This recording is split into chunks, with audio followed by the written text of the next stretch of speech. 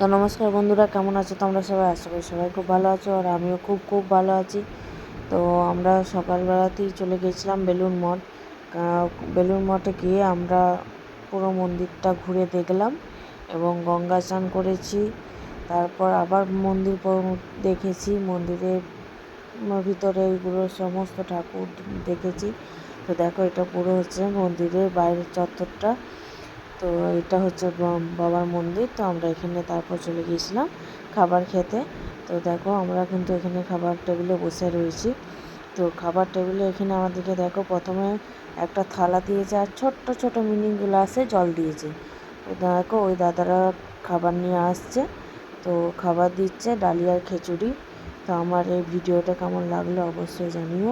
আর আমার ভিডিওটা যদি ভালো লেগে থাকে, লাইক কমেন্ট শেয়ার করতে ভুলো না। আর আমাকে অনেক সাপোর্ট করো, তাহলে আমি নতুন ভিডিও তোমাদের সঙ্গে তুলে ধরতে পারবো। টাটা।